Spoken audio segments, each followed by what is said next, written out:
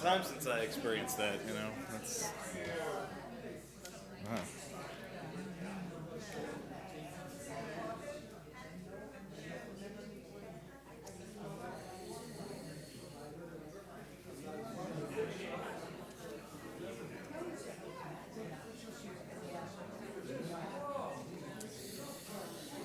okay. Shabbat Shalom, everyone.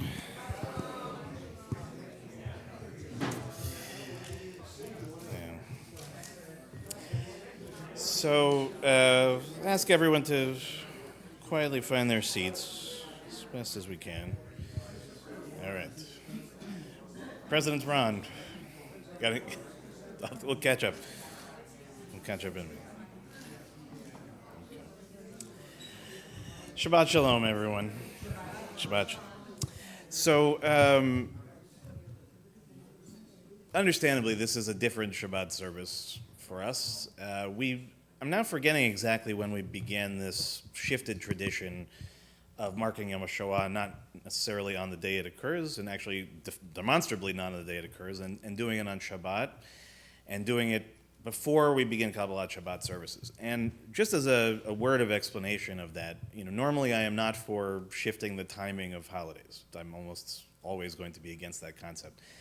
But for us as a community, we know we can gather the most of us together on a Friday night, and more presence, I think, in this case was most significant. But I do want to identify sort of what the challenge is at the outset, so much so that when the State of Israel was founded, there was actually a significant challenge of trying to figure out when to create a day to commemorate the Shoah, and largely because of, like most things in Israel, a lot of different groups of people, a lot of different perspectives. And one of the concerns was about the possibility of picking a date that could inevitably fall on a Shabbat or fall on a holiday. And in fact, the first considered date was related to the Warsaw Ghetto Uprising, and it was the 14th of Nisan. The problem is the 14th of Nisan, if anybody knows, is Erev Pesach, right? Couldn't be on a holiday because these two things tend not to really happen at the same time. Really, other than Yizkor happening on a Shabbat, almost always the only acknowledgement of loss, certainly mourning on this level, is when we say the Kaddish, which is sort of pro forma for each service. So Yom HaShoah really can't coexist with Shabbat, but in sort of placing them next to each other, I have found that this service has been one of the most meaningful of the entire year for me. And I think that juxtaposition of needing to acknowledge what is unacknowledgeable, right? The story of the Shoah, so beyond any of our comprehensions, even those that were directly impacted by it and sit in this room, or the children of, or the grandchildren of, and yet at the same time knowing that we have a sacred obligation to remember. And by sort of placing candles, again, of remembrance directly next to candles of Shabbat, we exist and acknowledge in a physical form where we all exist every day, which is somehow living with the knowledge that this happened, and that unfortunately things that give us fear of it happening again exist in our time, and yet this sacred obligation of, no matter what the circumstances are, lighting our Shabbat candles and celebrating. And so those two places ask us to stretch ourselves emotionally in a lot of ways tonight. And I'm going to ask of you to be as serious as you can be, and then in a few moments when we shift into Shabbat, as joyful as you can be. And we are gifted tonight to also have a guest speaker, Dr. Philip Lenskowski, who's going to tell us a little bit about his life. And as I said, on the one hand, a story that without question is affected by the horrors of the Shoah, and yet is a story in essence about life. So we need to, again, hold these two things in balance as best as we are able, and I will do my best in that way. And our main ritual before we light the Shabbat candles is to light these 7 sets of candles commemorating and memorializing 6 million Jews and another million of those who were killed by the Nazis simply for who they were. And so, as we have done as a tradition, we give those opportunities to primarily those who have a direct connection to the Shoah in some significant way. And in some cases tonight, people who could not be here and are having someone light in their stead.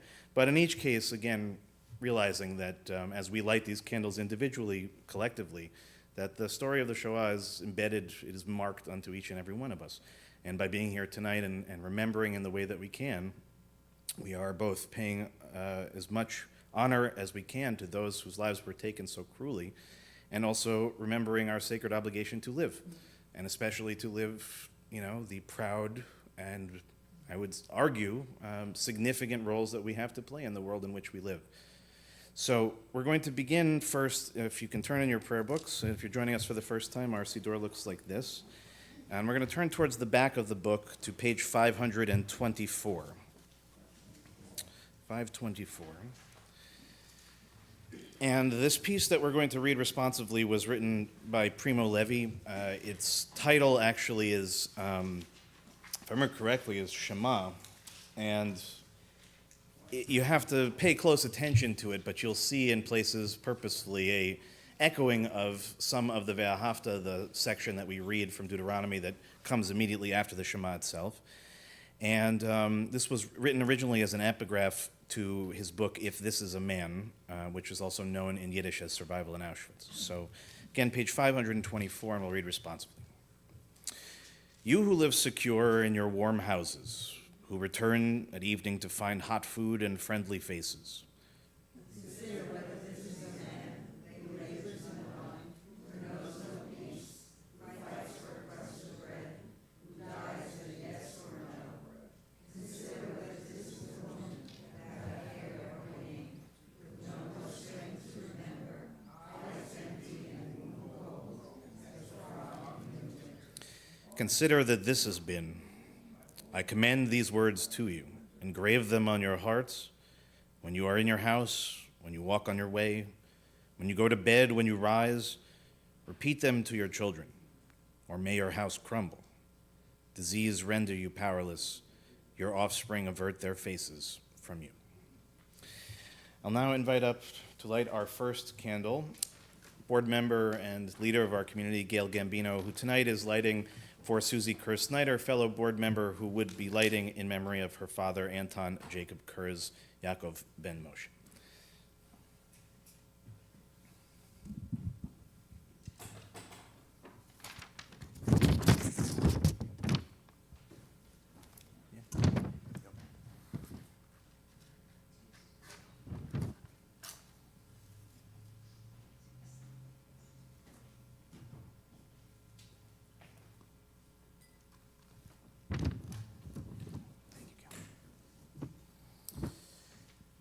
To light our second candle tonight, quite literally back from Israel, a couple hours it seems. Margaret Bromberg will light tonight, and in her case she is instead of Dr. John Oppenheimer, who is remembering his entire family.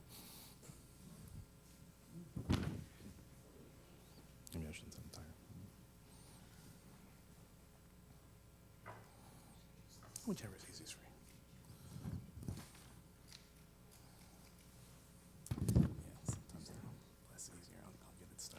You can just guide my hand.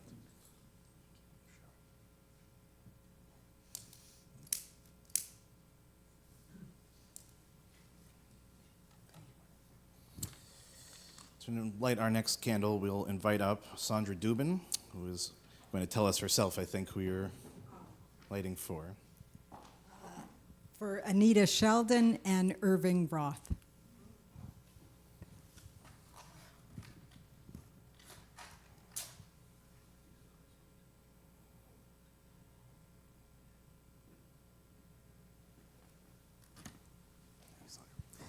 Next, we're going to invite up Lila Budert-Gluckman and her mother, Randy Dickman, who authored. And Randy, you want to come up and maybe tell us a little bit more, but you may remember from a few years ago when we had a chance to hear, Randy wrote the book, The Very Air We Breathe, the memoir of Maritza Farkas, a Jewish resident of Budapest.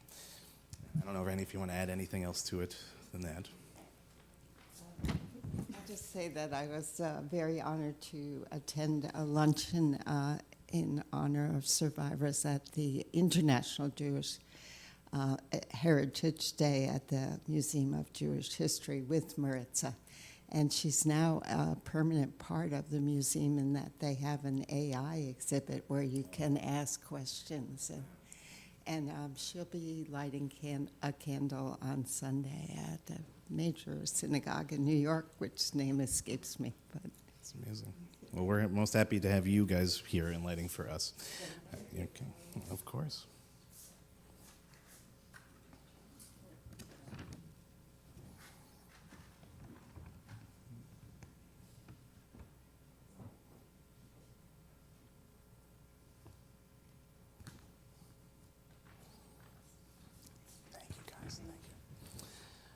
Next, I'm going to invite up our guest speaker for tonight and our dear friend and wonderful member of our community, Dr. Philip Lenskowski.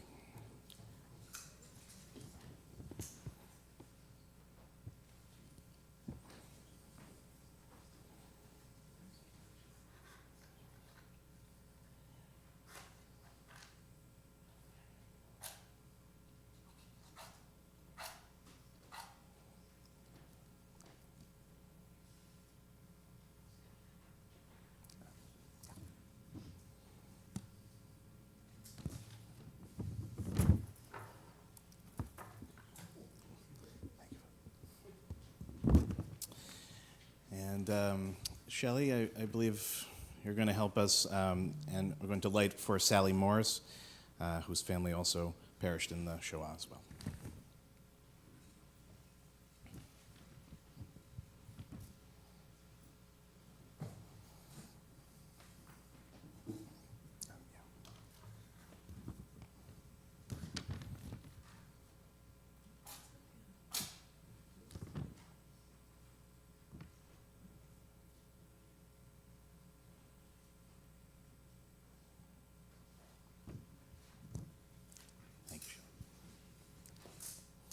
And to light our final candle, we're going to invite up Andy Klausner, leader of our Social Justice Committee, to light the seventh candle for the million non-Jews who also were taken in the Shoah as well. Thank you.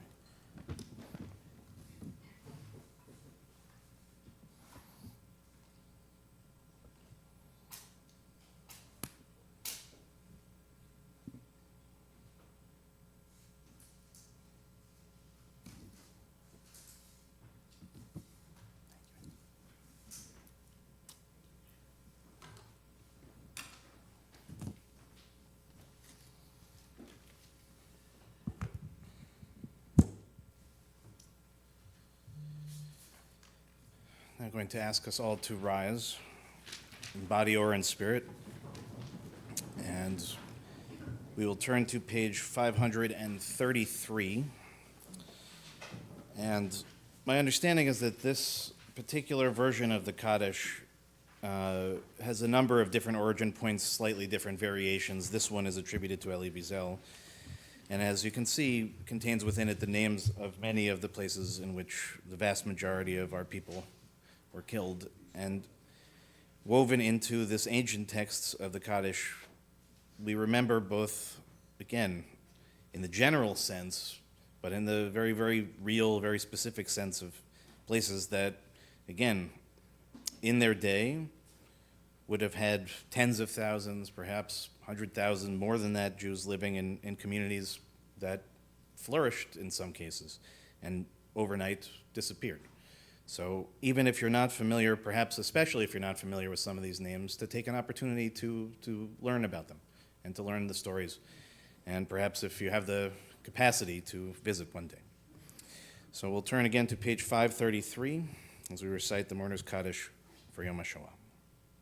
Yitkadal Auschwitz, V'yitkadash Lodz, Shemei Rabbah Ponar, Be'alma Divrach Chirutei Babayar, V'yamlich Malchutei Maidanik, V'chayechon u'v'yomechon Birkenau, U'v'chayei Dechol Beit Yisrael Kovna, V'agala u'v'zman Kariv Janoska, V'yimru Amen. Yehei Shemei Rabba Mevarach La'alam U'li'almei Almaya, Yitbarach V'yishtabach Terejenshtab, V'yitpa'ar V'yitramam Buchenwald, V'yitnaseh V'yitadar Treblinka, V'yitaleh V'yitalal Vilna, Shemei de Kudsha Berichu, Bergen-Belsen, Leila Mathausen, Min Kol Birchata V'shirata Dachau, Tushbechata V'nechemata Minsk, Da'amiran Be'alma Vorsa, V'yimru Amen. Yehei Shalama Rabba Min Shemaya, V'chayim Aleinu Ve'al Kol Yisrael, V'yimru Amen. Oseh Shalom Mimromav, U'ya'aseh Shalom Aleinu Ve'al Kol Yisrael, V'yimru Amen. Zichronam Livracha, may every one of their memories be for a blessing. Now, invite us to please be seated and to take a moment of silence for each of us to remember in our own way so that we have a little bit of a space to breathe before we begin Kabbalat Shabbat, and as I said, to make this time your own.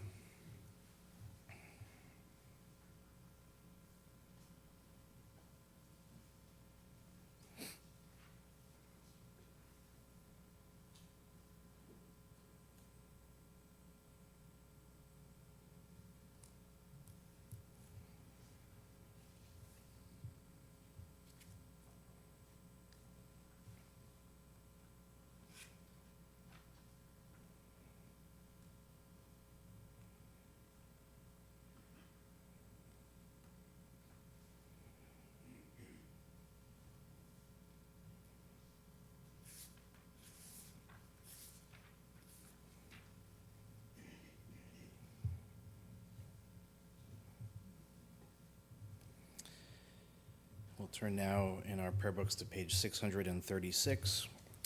Before we light our Shabbat candles, we'll sing Yedid Nefesh together, again, page 636, beginning of the tape. Yedid Nefesh Av Harachaman Mishoach Abdecha El Retzonecha Yarutz Abdecha Kemo Hayam Ishtachaveh El Mul Hadarecha Yeravlo Yedidutecha Mino Fetzuf Vechotam Adur Nahe Ziv Haolam Nafshi Cholat Avatecha Ana Elna Refanala Beharot La Noam Zibach Has Titchazek Vetitrape Behaitala Simchat Olam Vatigehemuna Rachamecha Vechusana Al Ben Ahuvecha Ki ze kama nichsafti lirot b'tiferet uzecha anaheli chemdat libi Husana ve'al natit alam higalena ufros chabibi alai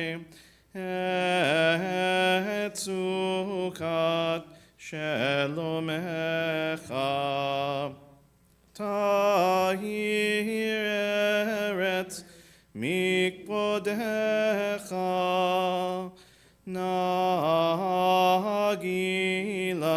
Nagila ben Hismecha Bach Maher Achuv Kiva Moed Vechanenu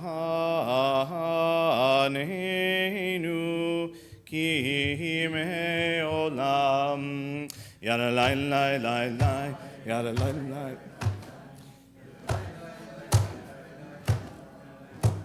Yada lai lai lai lai, yada lai lai lai. Yada lai lai lai lai lai lai, yada lai lai lai. Yada lai lai lai lai, yada lai lai lai lai.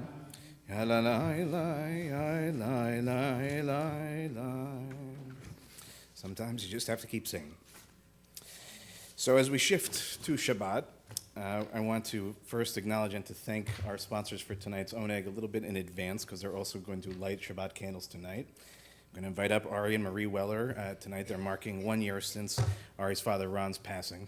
So heavy night, I know. But if you wouldn't mind blessing us with your blessing. And we can all turn to page 120 for those Shabbat blessings tonight. And of course, he's not in the room, but we're thinking of Jacob also, in the world, I'm sure studying very hard right now as we speak.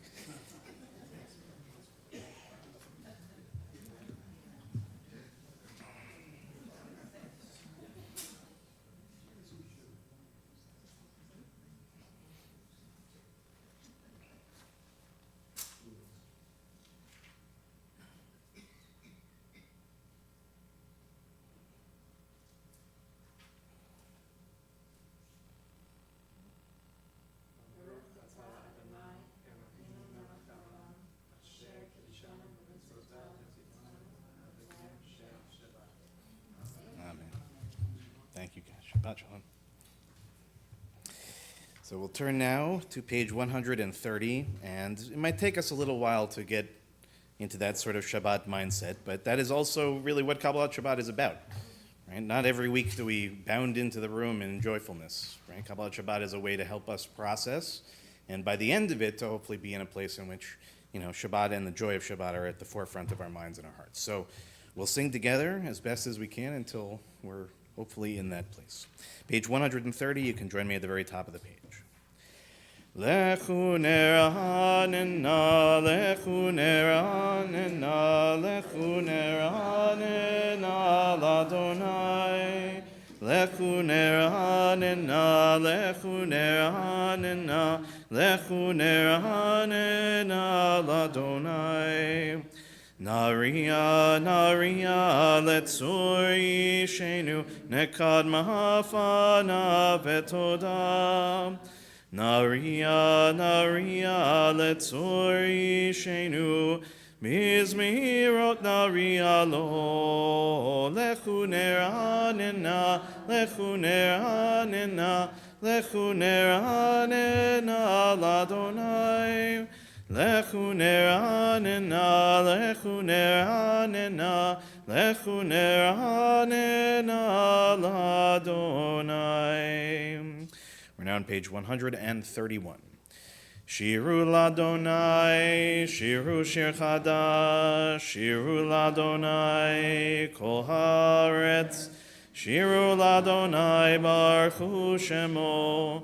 Basru meyom leyom Yeshuato, Shiru l'Adonai baruchu shemo.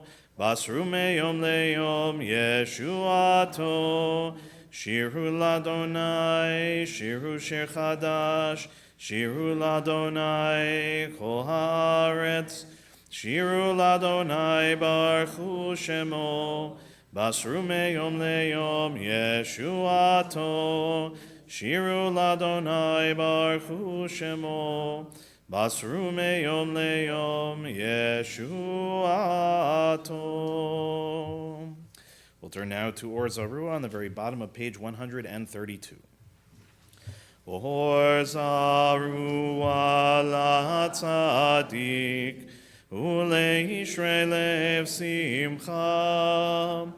Or Zarua la tzadik, uleishrei lev simcha.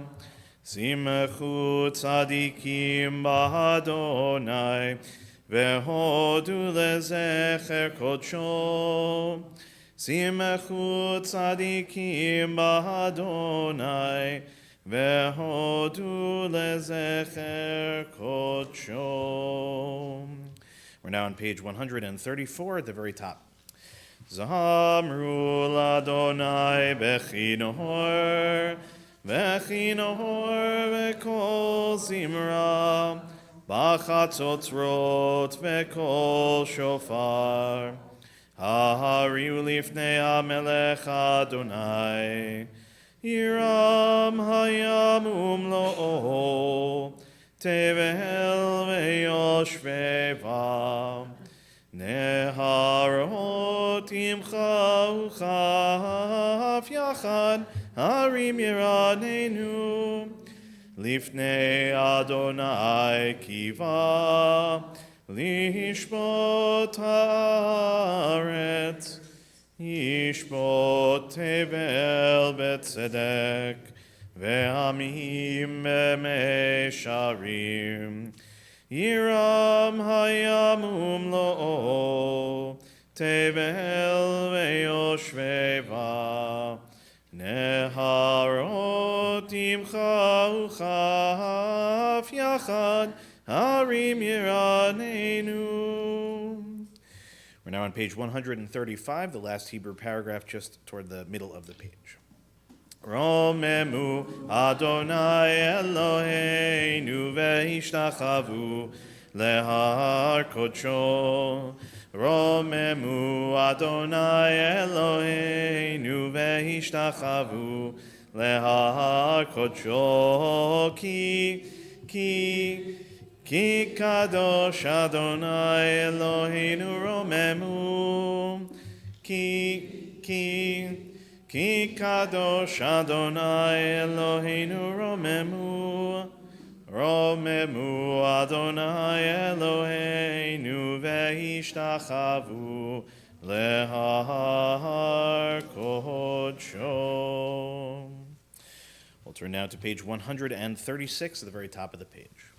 מזמור לדוד, הבו לאדוני בני אלים, הבו לאדוני כבוד בעוז, הבו לאדוני כבוד שמו, השתחוו לאדוני בהדרת קודש, כל אדוני על המים, אל הכבוד הרים, אדוני על מים רבים, אדוני על מים רבים, כל אדוני בכוח, כל אדוני בהדר, כל אדוני שובר ארזים, וישבר אדוני את ארזי הלבנון, וירקידם כמו עגל, לבנון וסיריון, כמו בן רעים,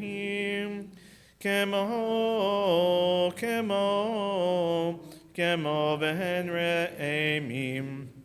כל אדוני חוצב להבות אש, כל אדוני יכיל מדבר, יכיל אדוני מדבר קדש, כל אדוני יחולל לעלות, ויחשוף יערות, ובכלו כולו מרכבות, כולו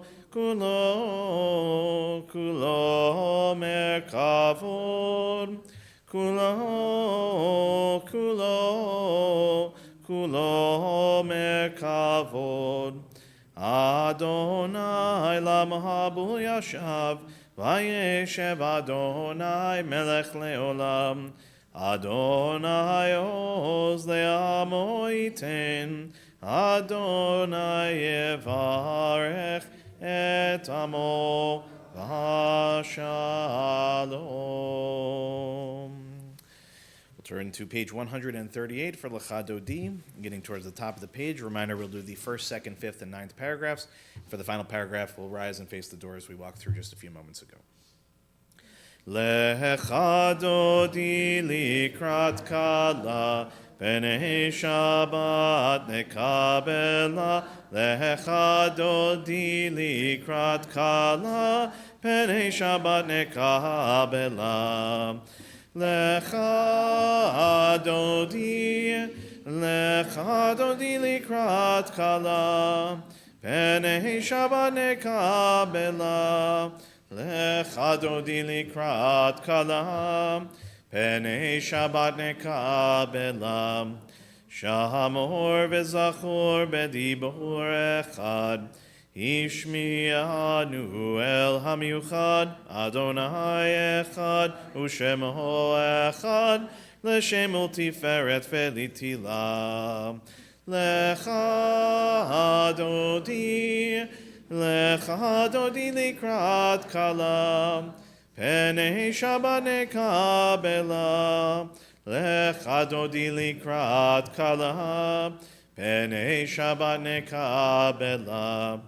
Likrat Shabbat lechu v'nelcha, ki mekor haberacha, merosh mikedem nesucha, tov maaseh b'machshavat tchila. Lecha dodi likrat kala, Penei Shabbat nekabela. Lecha dodi likrat kala, Penei Shabbat nekabela. Hitoreri, Kiva orech kumiori, uri, shir daberi, kevod Adonai Allahich nigla. Lecha dodi likrat kala, Penei Shabbat nekabela. Lecha dodi likrat kala, Penei Shabbat nekabela. Boi v'shalom ateret bala, Gam besimcha u'betzola, Toch emunei am segula, Boi chala.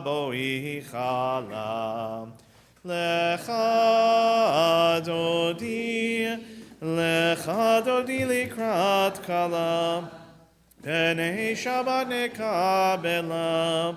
Lecha dodi likrat kala, Penei Shabbat nekabela. Please be seated. We'll turn now to page 140, Tzadik Katamar, which is where the Hebrew indents just in the middle of the page. Tzadik katamar yifrach, Kerez b'havanon yizke, Shetulim beveit Adonai, Bechatzrot Eloheinu Yafrichu Od Yenuvun Beseba Deshenim Verananim Yiyu Lehagin Ki Ashar Adonai Tzuri Velo Avlatabo.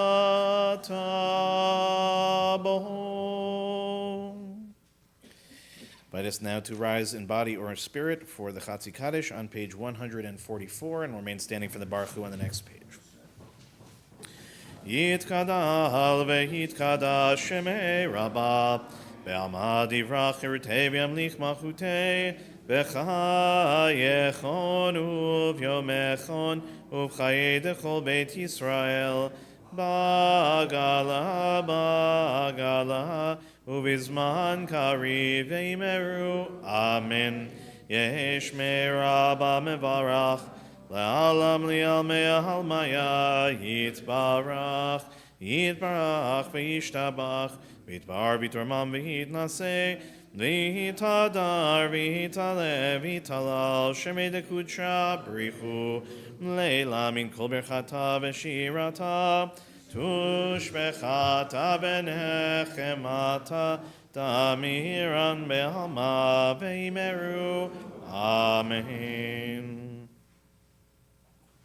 Baruch Hu et Adonai HaMevorach.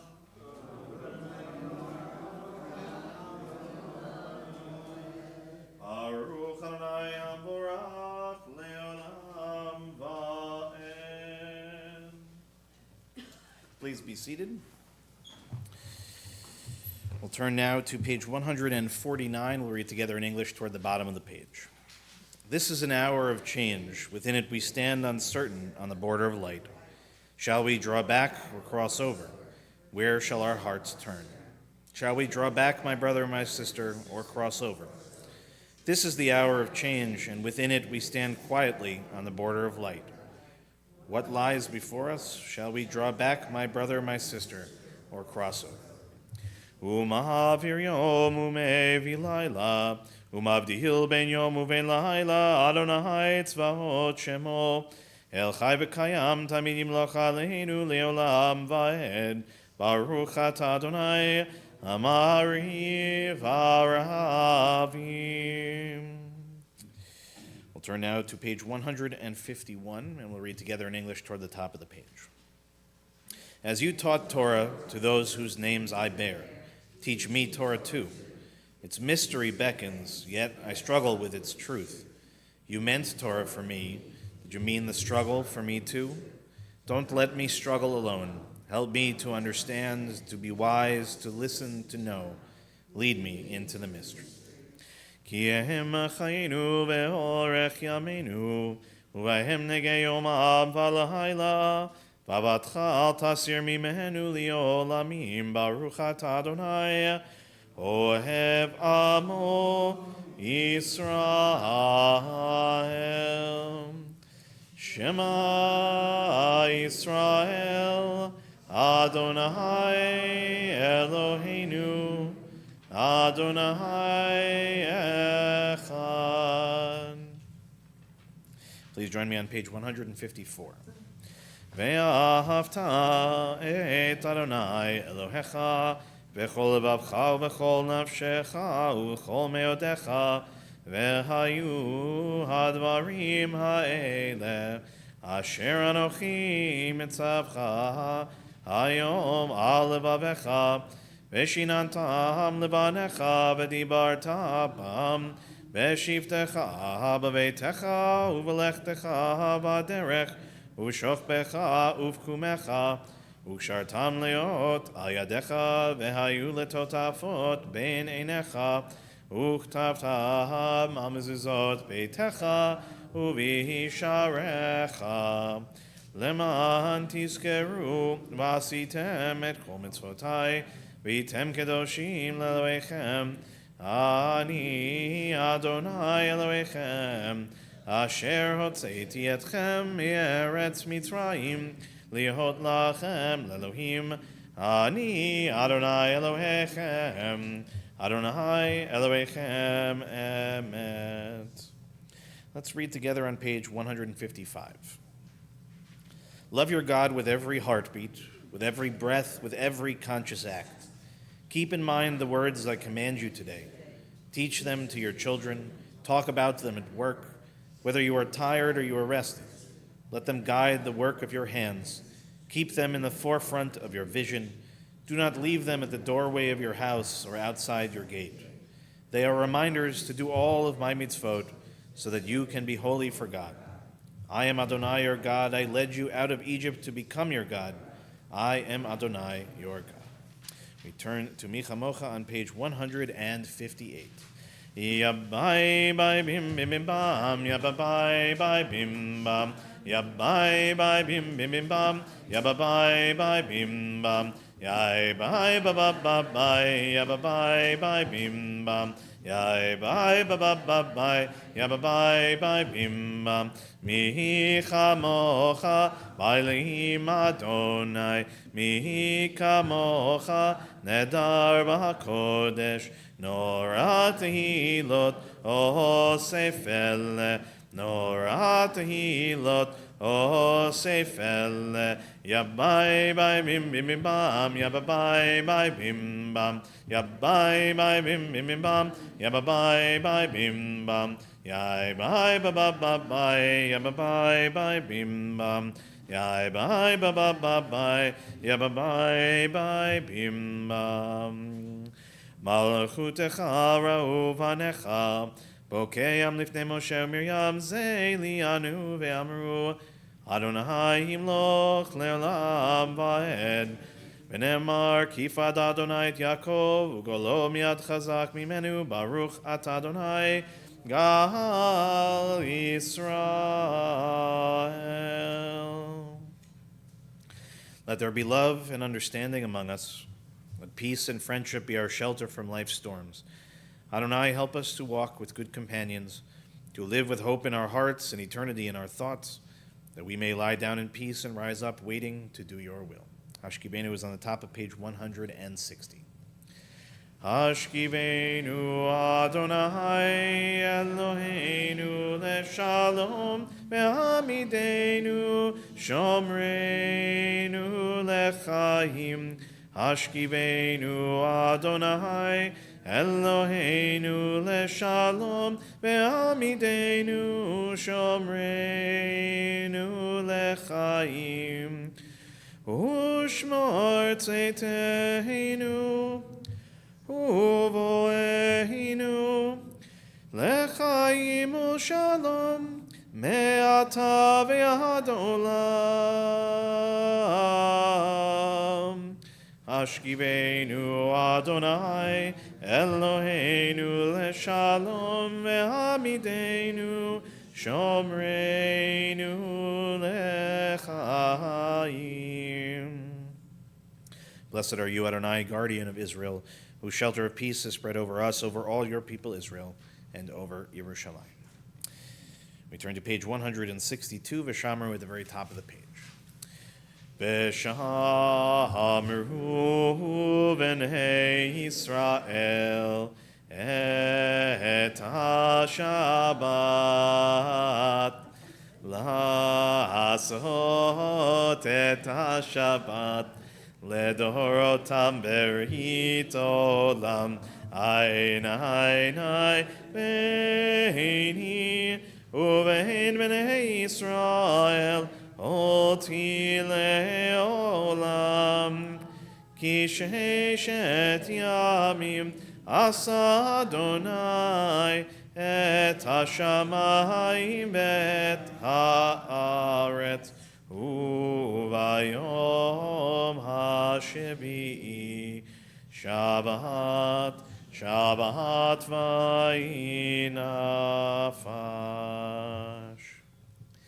I invite us now to rise in body or spirit as we begin the Amidah together on page 164. From that point on, we'll continue silently. As always, please go at your own pace. When you're finished at the end, if you're still standing, you may be seated. Adonai sefatai tiftachu fi tehillatcha. Adonai, open up my lips that my mouth may declare your praise.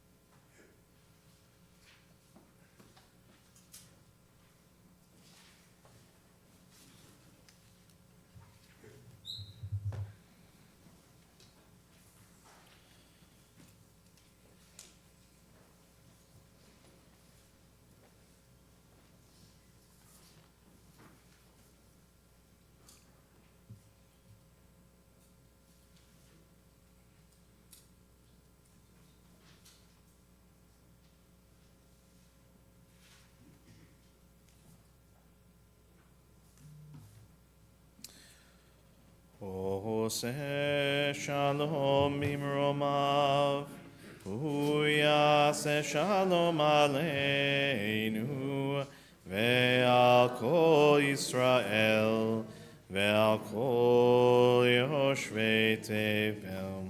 Yaseh shalom, Yaseh shalom. Shalom aleinu ve'al kol Yisrael. Yaseh shalom, Yaseh shalom. Shalom aleinu ve'al kol Yisrael. We'll turn now to page 371 as we offer our healing prayer for this evening. Tonight in our community, we're thinking of Gabrielle Moreda, Ronnie Lidowitz, Kathy Weiss, Madeline Egelfeld, Sue Wartor, Abigail Blum, Kate Sherwood, Ame and Warren Cass, Rivka Bat Rachel, Lorraine Danis, David Dowling, Sylvia Devora Bat Francis, Shelley Newmark, Diane Axelrod, Gabriella Spicer, David Kyle Klopman, Lorraine Davis, Kim Birnbaum, Deborah Block-Kroll, Sylvia Orn, Rachel Bat Ora, Peretz Ben Shlomo, Israel Ben Yitzchak, Jill Fagan, and Stan Posner. In addition to those names, we'll give an opportunity for those in the room to add additional names starting on this side of the room and towards the back and then this side. And if you have names to share, just please raise a hand so I don't miss any. Lisa Benzante, Charlie Swag, Marilyn Goldstein, Bob Blundell, Nikki Ayers, Julie Ratner. Joe Manuel, Josh B. Manuel, Abigail Julia Shenandoah, Elaine Radigan, Chris Howard, and Carol.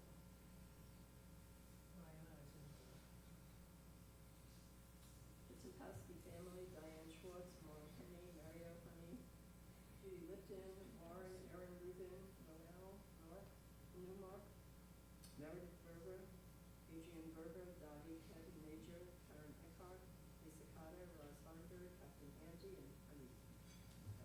Marcel Lynn, Claudia Shepherd. Howard Josiah.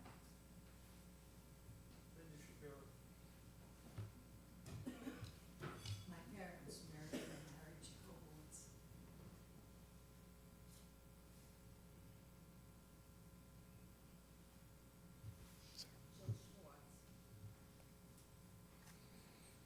I'll invite those watching at home if you have loved ones you're thinking of tonight. We'll join together in the Misha Berach in the middle of page 371.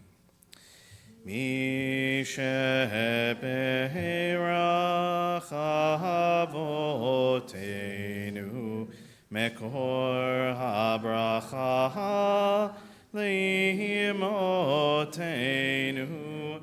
May the source of strength, who bless the ones before us, help us find the courage to make our lives a blessing, and let us say, Amen. Misheberach imotenu mekor habracha lavotenu. Bless those in need of healing with refuah shlema, the renewal of body, the renewal of spirit, and let us say, Amen. We offer now our prayer for Israel in time of war. Eloheinu v'Elohei avotenu v'imotenu, our God and God of our ancestors, you know that the Jewish people are one nation with one heart, and now that heart is broken. O healer of broken hearts, binder of their wounds, be with our brothers and sisters who have been taken captive and with the families of the victims. Watch over the hostages, break their bonds, and bring them out from darkness to light. Proclaim release to the captives, liberation to the imprisoned. Comfort the families, bring them under the shelter of your wings. Bring complete healing of body and spirit to all of the wounded. Bind up our wounds and grant us healing. Tzur Yisrael v'goalo, rock and redeemer of the people Israel. Bless the state of Israel, the initial manifestation of our redemption. Shield it with your care, spread over it your shelter of peace. Guide its leaders and advisors with your light and your truth. Grace them with your good counsel. Strengthen the hands of those who defend us. Crown their efforts with victory. Bless the land with peace, its inhabitants with lasting joy. Shomer Yisrael, guardian of Israel. Strengthen and bless the defenders of Israel who stand guard on the land, in the air, and on the sea. May we see the promise of the psalmist realized. You turned my mourning into dancing, my sackcloth into robes of joy. God, protect, preserve, and restore peace and well-being to Israel, your people, and together we say, Amen. Shabbat Shalom, everyone. It's my honor now to invite up our guest speaker for this evening, Dr. Philip Lenskowski, a dear friend, a member of this congregation for many years, and I missed his simcha moment not so long ago, in which Philip celebrated the 80th anniversary of his bar mitzvah here at the temple, which was remarkable. I got to watch it on streaming. Philip, come on up. But tonight as I said, we are connected, and what you'll hear from Dr. Lenskowski in a few moments, and we're going to do this more of in an interview style, is again, ignore that. That's something else. And to sort of ask questions to begin a conversation of sorts. But, I'll bring the pieces together at the end. But just to know, Philip, how much I appreciate you giving this opportunity to us to hear this story and to hear about your life and to ask some big questions at the end. But I'm going to start by asking you, and first, do me a favor, say Shabbat Shalom to everybody. Let's make sure everybody can hear you. Shabbat Shalom. Okay, I think we can probably turn that up a little bit, which we'll do in a second. But Philip, when we were together the other day and we were preparing for tonight, you told me a pretty remarkable, fascinating story. And I thought maybe if you could just begin by trying to retell that story that you told me the other day. Okay. Birshut Harav, which is a traditional saying when somebody takes the pulpit together with the rabbi, getting permission from him to speak. So you can see again what Philip does. This is a level of respect I do not in any way deserve or have earned in any capacity. But so I'd like to take you with me on a journey going back 100 years to 1922, which is 103 years, Bizman Hazeh, at this time, which is between Pesach and Shavuot, at the time of the reading of the Omer. And I want to take you with me to Europe, to a shtetl in Europe, so we can explore what was going on in 1922. First of all, the shtetl is Sesamin, which is in south-central Poland, in the county of Włocławek, and in the state of Kels. So before we enter the shtetl, let's look at the surroundings of the shtetl at the time in southern Poland. To the north of the shtetl was an important town called Częstochowa. Częstochowa was very well known by the Catholics for the Black Madonna. It was an icon where Catholics came, actually 1 million Catholics a year, from all over Poland, as well as its surrounding areas, to pay respect to the Black Madonna. It was a center of Catholicism. In actual fact, the Pope, John Paul II, was born in Częstochowa, and he was born in 1920, about the very time that we are talking. Okay. So that was the north of the city, of the shtetl that we're going to talk about.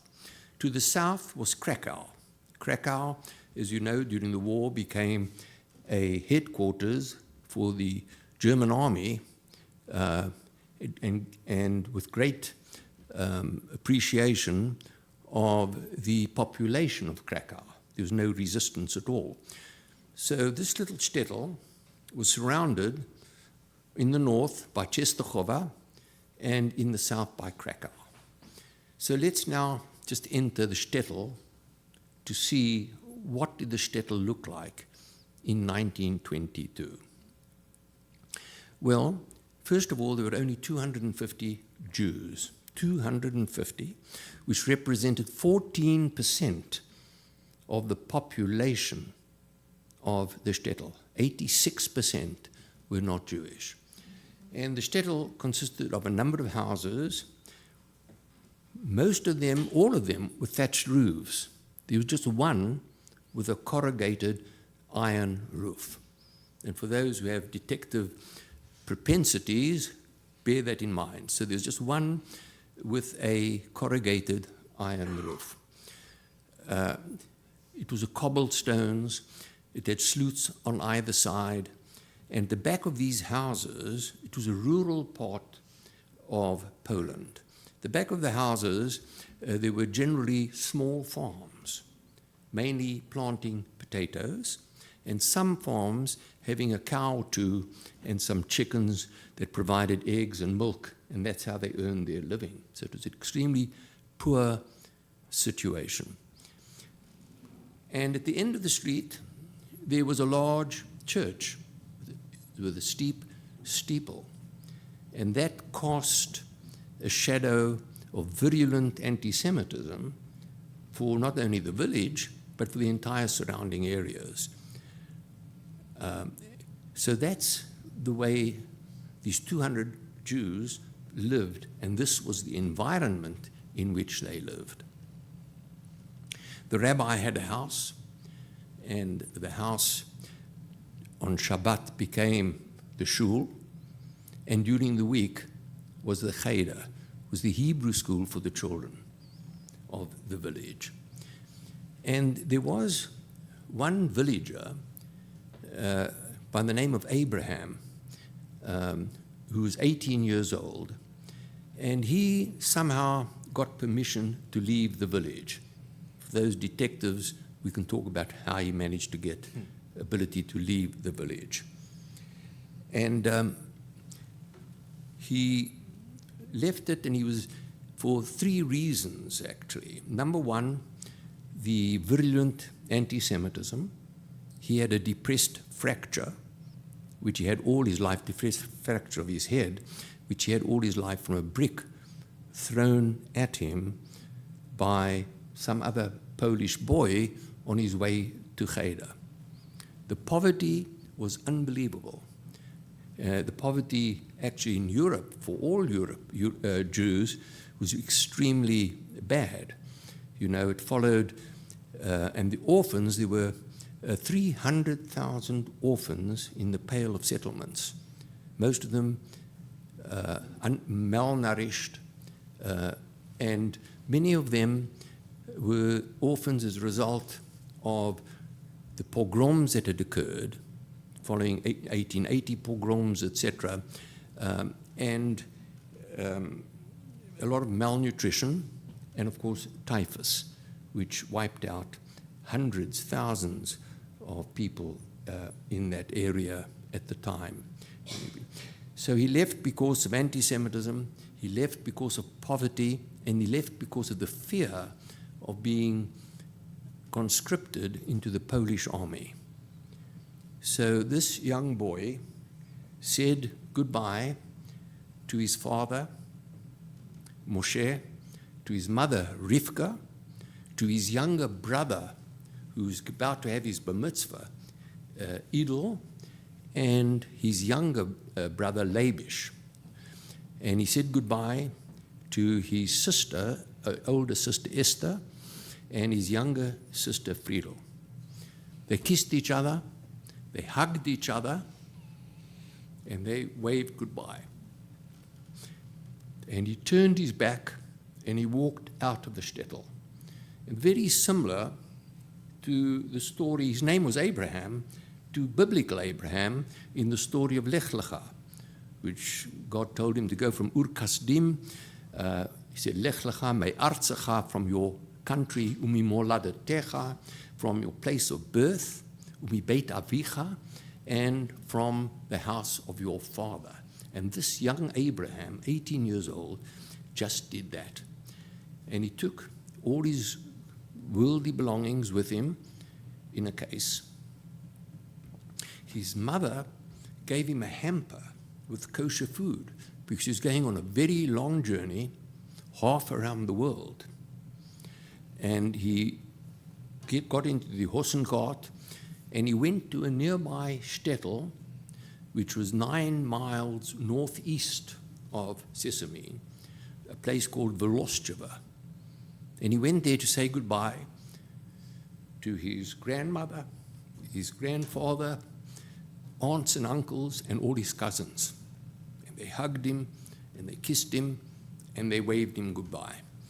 There he took a train to go to Danzig on the Baltic Sea to catch a ship to go first through the Baltic Sea, the North Sea, to Southampton, where was a hub for all Eastern European Jews, came from the Pale of settlements, basically either through Danzig or by train across the English Channel ultimately, and went either to America, and some went to South Africa. And there were various reasons why they went, and we can discuss that, to either South Africa or England. So this Abraham went on the ship, and then he got another ship in Southampton, steamship Essex, which took him to the tip of Africa, to South Africa. And he weathered the storms of the Bay of Biscay, and ultimately he arrived in Cape Town. No money, no trade, and he couldn't speak the language. He was greeted by a baker, a Jewish baker, who came with his daughter to pick him up. And the Jewish baker said to him, "I've got a job for you. You can deliver bread from my bakery by horse and cart to various places in Cape Town. And what is more, you can stay with me until you have a place." So Abraham stayed there, and then he unpacked his case with all his earthly goods, and the predominant thing in his case was a pair of tefillin, a tallis, a chumash, and a siddur, and a few bits of clothing. And when he put on his tefillin one morning, the baker's daughter ran in and saw him, and she ran out to her father and said, "The greener," which is the word used, a derogatory term for the immigrant, has gone crazy. He's wearing horns now. And then when Abraham went out the first week, it came to Shabbat. And he thought, well, Shabbat is Shabbat. Even in the shtetl he had Shabbat. But no, the baker said to him, "This is one of our busiest days, Saturday. You have to span in the horse and you have to deliver the bread." That was totally contrary to the way he's brought up. And he was very upset. So he went to the rabbi of the congregation at that time and said, "I came to this place, I thought it's the Golden Medina, the golden country, which is often referred to in America, and it's become a treifa Medina. It's not, I can't live here.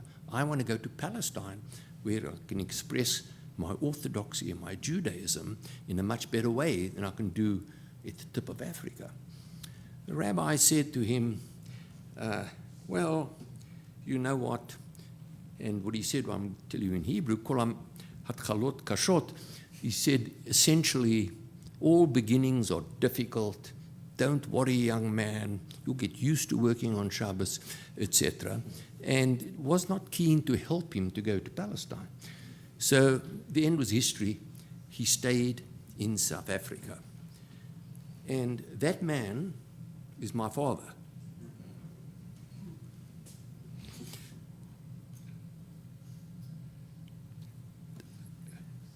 The baker was his uncle.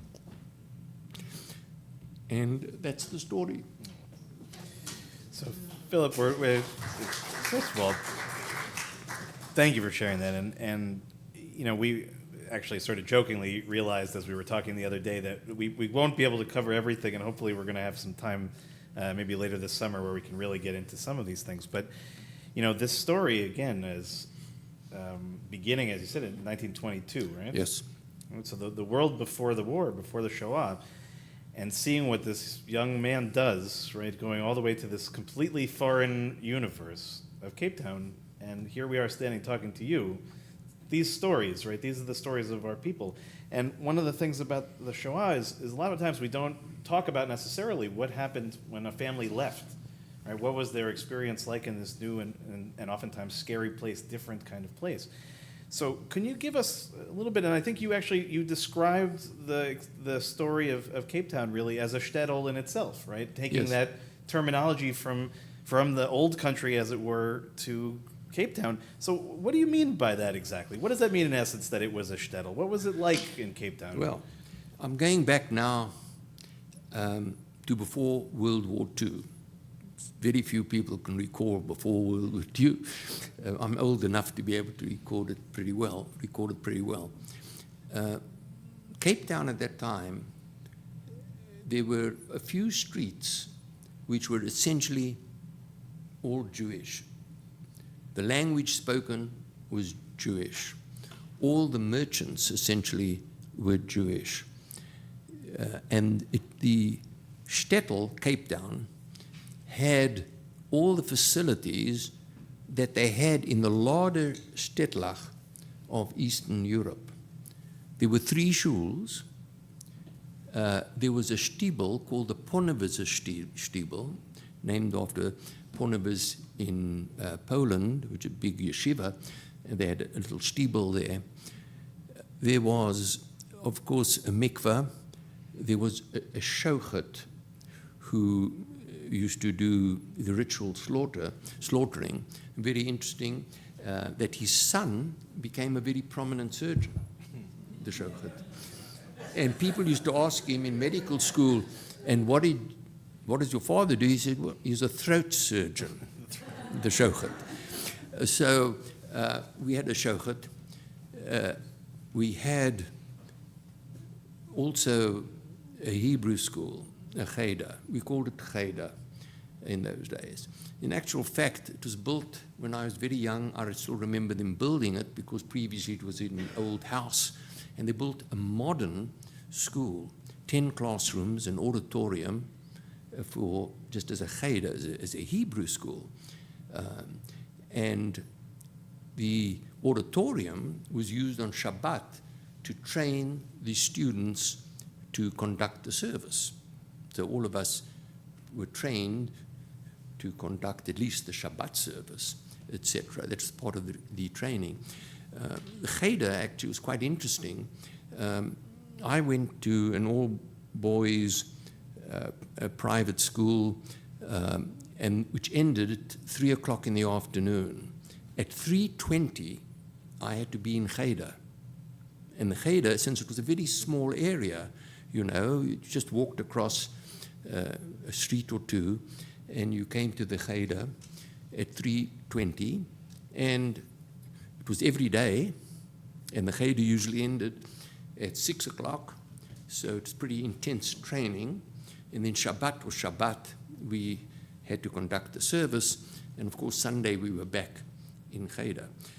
So that was, and the training for Bar Mitzvah was done in a very systematic way under this Jewish Board of Education. There was a syllabus for a Bar Mitzvah. You just couldn't come and have your Bar Mitzvah. You had to pass an exam for which you got a certificate, and then you could have your Bar Mitzvah.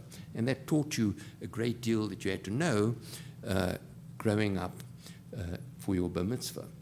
Another interesting thing, actually, is that in order to go to university in Cape Town, you had to have 6 subjects, 3 sciences, and 3 languages. It was a requirement.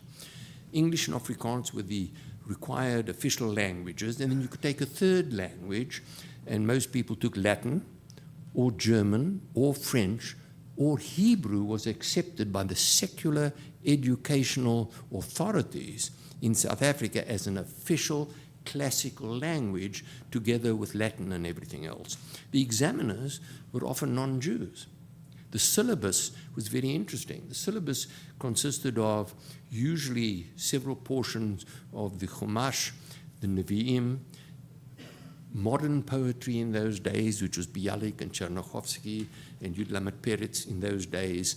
That was modern poetry. And so that's quite unique. So Hebrew school was not only the ordinary Hebrew school, you had your training for Bar Mitzvah, which took a year, etc., and the syllabus. And then you had the Hebrew, which was necessary in order to go to medical school, to go to university, and ultimately to medical school. You needed 3 languages, of which Hebrew was accepted.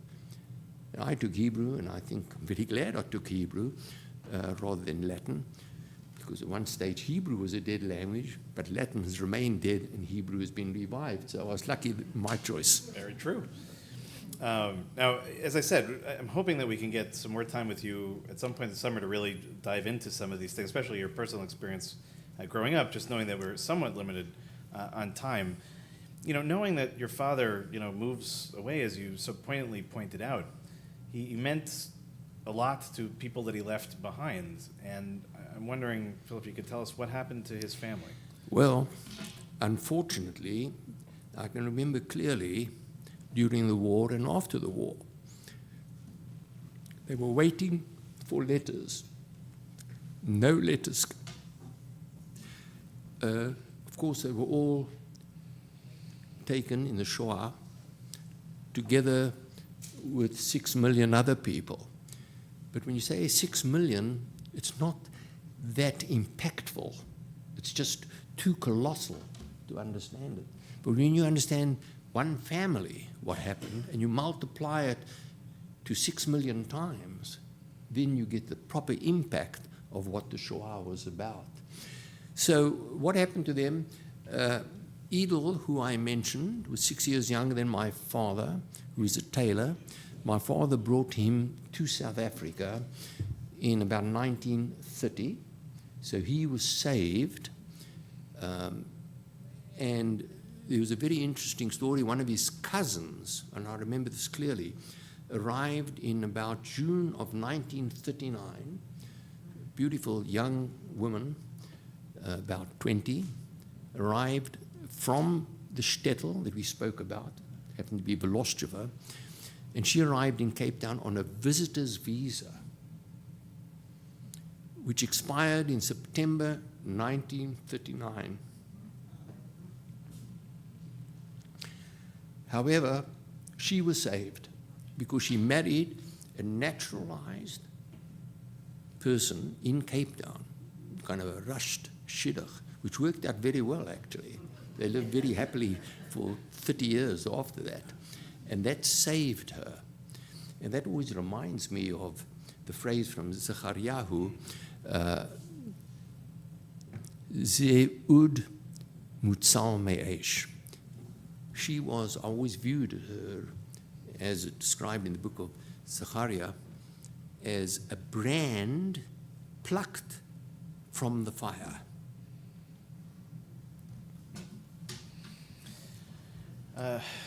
So one question I had for you, Phil, you told me a little bit about this. Did you ever go back to visit the town in Poland where your family came from?